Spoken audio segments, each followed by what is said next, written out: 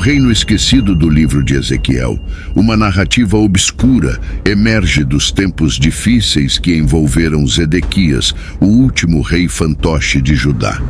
Em meio a uma época marcada pela autoridade frágil e um pequeno exército, Jerusalém, mais uma vez, se viu sitiada. A trágica queda de Zedequias testemunhou a crueldade impiedosa de Nabucodonosor, que capturou o rei e, diante de seus olhos, ceifou a linhagem real ao exterminar cada um de seus filhos. A angústia atingiu seu auge quando, após testemunhar a horrível morte de sua descendência, os olhos de Zedequias foram arrancados, deixando-o na escuridão física e emocional. Sob o comando de Nabucodonosor, Jerusalém, outrora grandiosa, foi alvo de total destruição. Nesse cenário sombrio, surge Ezequiel, um profeta convocado para pregar apesar de estar a milhares de quilômetros de distância, na terra da Babilônia. As tradicionais metáforas dos ossos secos espirituais, frequentemente associadas a uma melodia cativante, revelam-se como um cemitério de renascimento, onde a esperança e a redenção aguardam seu despertar. A visão que molda o livro de Ezequiel é enraizada na experiência singular do profeta no Vale de Ossos Secos, uma visão concedida pelo Senhor em sua busca desesperada por fornecer esperança ao seu povo escolhido, que, devido à sua maldade, enfrentou a conquista de Nabucodonosor e o exílio na exótica terra distante da Babilônia. Os filhos de Israel, agora cativos e abatidos, encontram-se simbolicamente representados no desolador cenário do Vale de Ossos Secos. Contudo, esta visão transcende as fronteiras da antiga história e apresenta implicações práticas para nossas próprias vidas. No capítulo 37, versículos 1 e 2, somos transportados para o momento em que a mão do Senhor se manifestou sobre Ezequiel, guiando-o espiritualmente até o meio do vale repleto de ossos ressecados. Este vale, uma vez habitado, agora testemunhava a desolação do tempo e a secura indicativa de um longo período de abandono. O Senhor não altera fisicamente a localização de Ezequiel, mas proporciona uma experiência interior vívida, conduzindo-o a um lugar onde a desolação se torna tangível. Neste vale, a presença divina assume a forma de ossos secos, evocando uma imagem poderosa e simbólica da decadência e do abandono que haviam assolado o povo. Este vale de ossos secos, marcado por uma história passada, sugere que a habitação já existiu, mas agora está ausente, deixando apenas vestígios silenciosos de sua antiga glória. O Senhor desejava que a mente e o coração de Ezequiel fossem profundamente impactados pela aparente desesperança que envolvia a situação. Uma advertência ressoa: se não tomarmos cuidado, nossas casas podem se decompor em uma pilha de ossos secos.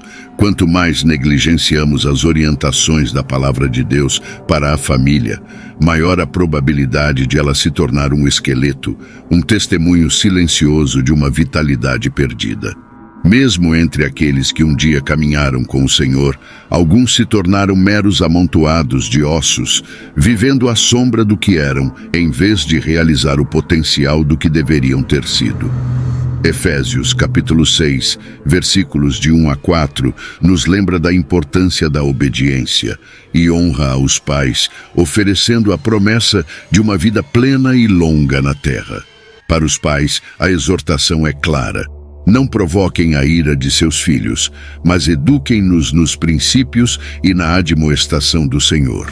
No capítulo 37, versículo 3, Deus desafia Ezequiel: filho do homem, esses ossos podem viver?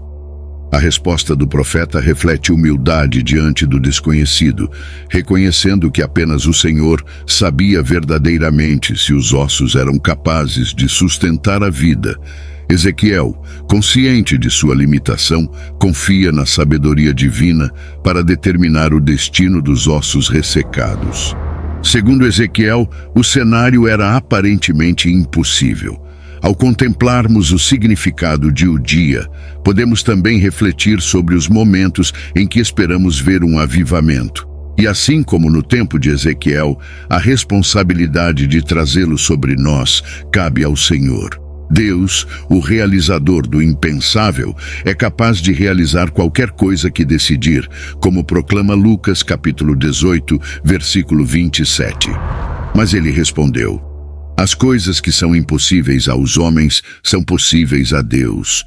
Nos versículos 4 a 8 do capítulo 37 de Ezequiel, somos transportados para o momento em que Deus instrui o profeta a profetizar aos ossos secos. Ezequiel é comissionado a declarar: ó ossos secos, ouçam a palavra do Senhor. A promessa divina segue, afirmando que Deus infundirá vida nesses ossos secos, criando nervos, carne, pele e, finalmente, respiração. Este é um ato milagroso que culminará na revelação da soberania divina. Então você saberá que eu sou o Senhor. Ezequiel, obedecendo às ordens divinas, profetiza conforme instruído. Um estrondo ecoa e, de repente, um movimento agitado toma conta do vale. Ossos se juntam, nervos e carne emergem, e a pele os envolve. Contudo, neste renascimento, ainda faltava algo vital: o fôlego. Ezequiel é então instruído pelo Senhor a pregar aos ossos que já haviam experimentado a morte, sinalizando uma nova fase na restauração que estava prestes a ocorrer. Ezequiel, incumbido por Deus de uma tarefa crucial, testemunhou o poder transformador da proclamação da palavra divina. Este é um princípio fundamental que todos nós precisamos compreender. A palavra de Deus carrega consigo um poder intrínseco, capaz de infundir vida e fé naqueles que a recebem. A Bíblia, repleta de vida, oferece uma fonte inesgotável de renovação. No milagroso evento que Ezequiel presenciou, os ossos começaram a se unir, músculos e carne cresceram sobre os esqueletos, e seus corpos foram revestidos de pele. Contudo, apesar da aparente restauração física, eles permaneciam como uma horda de cadáveres, movendo-se de maneira ordenada. A analogia é evidente quando consideramos Hebreus 4, versículo 12, que descreve a palavra de Deus como viva e poderosa, capaz de penetrar até a divisão da alma e do espírito. O poder transformador da palavra é novamente ressaltado em Romanos capítulo 10, versículo 17, destacando que a fé vem pelo ouvir da palavra de Deus, de sorte que a fé é pelo ouvir e o ouvir pela palavra de Deus. Em Ezequiel 37, versículo 9, Deus instrui o profeta a profetizar a respiração, reconhecendo que mesmo após a restauração física, algo crucial estava faltando. A vida plena só poderia ser alcançada quando a respiração divina viesse dos quatro ventos. Este relato serve como um lembrete poderoso de que, embora a organização seja importante, a verdadeira vitalidade de uma igreja ou qualquer obra de Deus reside na presença do sopro divino. Organização sem a respiração de Deus é como um corpo sem vida. Instruído por Deus a pregar a respiração, Ezequiel se depara com a profunda significância da palavra ventos, derivada do hebraico ruach, que pode ser traduzida como sopro de vento ou espírito. Ele aprende que todas as realizações humanas são vãs, a menos que o Santo Espírito esteja presente. A presença do sopro divino é vital para a vida e existência, uma verdade que remonta à criação de Adão, quando Deus soprou o sopro de vida em suas narinas. O profeta testemunha uma poderosa manifestação de vitalidade à medida que o exército, agora de pé, é revigorado pelo sopro divino. Este evento ressoa com a narrativa de Gênesis capítulo 2, versículo 7, onde Deus forma o homem do pó da terra e insufla o sopro de vida em suas narinas, transformando-o em um ser vivo. E formou o Senhor Deus o homem do pó da terra e soprou em seus narizes o fôlego da vida, e o homem foi feito alma vivente. João capítulo 3, versículos de 5 a 8, oferece uma perspectiva mais ampla sobre a importância do nascimento espiritual, destacando que nascer do Espírito é essencial para entrar no reino de Deus. O Espírito age de maneira misteriosa, assim como o vento soprando onde quer. Este é um mistério que Ezequiel contempla no versículo 10 do capítulo 37, quando profetiza conforme instruído, resultando na entrada do fôlego divino nos ossos ressuscitados, que se levantam como um exército extremamente grande. E profetizei como ele me deu ordem. Então o Espírito entrou neles, e viveram e se puseram em pé, um exército grande em extremo. No capítulo 37, versículos de 11 a 13, Deus revela a Ezequiel a verdadeira identidade dos ossos ressuscitados, toda a casa de Israel. Estes ossos representam não apenas uma imagem física, mas simbólica da desolação e desespero que permearam o povo. Eles confessam: nossos ossos estão secos, nossa esperança está perdida e nós mesmos estamos isolados. Em resposta a essa declaração desanimadora, Deus instrui Ezequiel a profetizar, anunciando que ele abrirá os túmulos do seu povo, fazendo-os sair de seus lugares de desolação e trazendo-os de volta à terra de Israel. Esta promessa é mais do que uma simples ressurreição física, é um renascimento nacional. Deus assegura que quando abrir os túmulos e restaurar seu povo, todos reconhecerão sua soberania. Então você saberá que eu sou o Senhor. A visão torna-se clara para Ezequiel, iluminada pelo significado edificante que Deus lhe revela.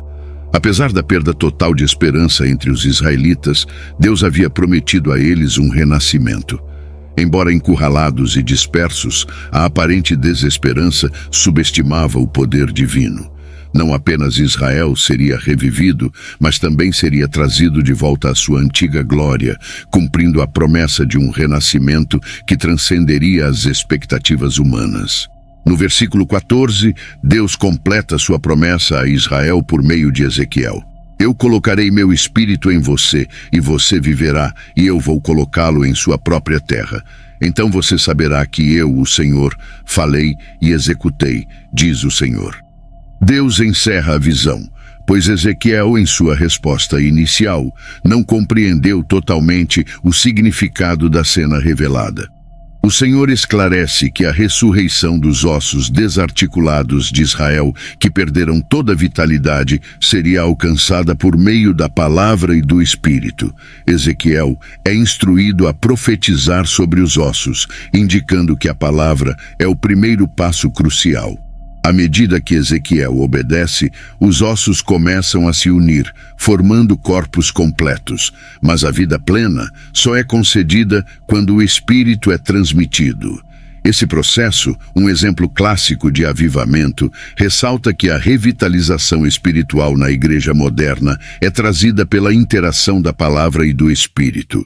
Quando qualquer desses elementos está ausente, a experiência significativa da presença de Deus se torna inatingível para o povo. 2 Coríntios capítulo 3, versículos 17 e 18, destaca a liberdade que o Espírito do Senhor proporciona e como somos transformados à sua imagem pela atuação do Espírito. A referência a ofensas e pecados em relação aos ossos secos ressalta a ideia de que, antes do avivamento espiritual, estávamos espiritualmente mortos.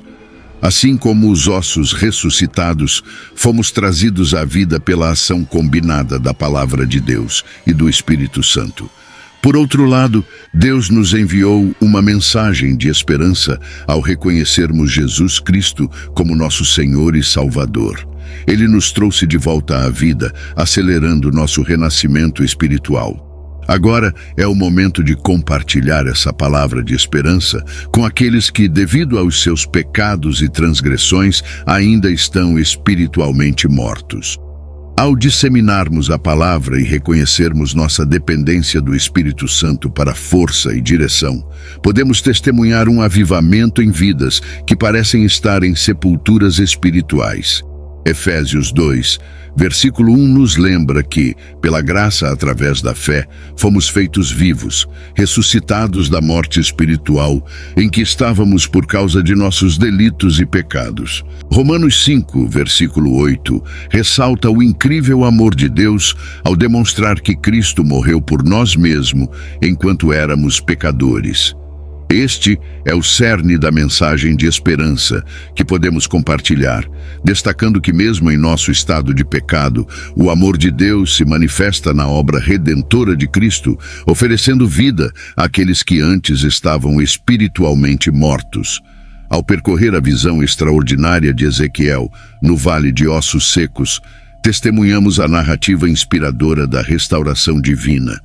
Este relato antigo ecoa através dos tempos, revelando que mesmo em meio à aparente desesperança e desolação espiritual, a palavra de Deus e o sopro do Espírito têm o poder de ressuscitar o que foi perdido. Assim como Israel, que recebeu a promessa de restauração e renascimento, encontramos em Jesus Cristo a fonte da verdadeira esperança e vida.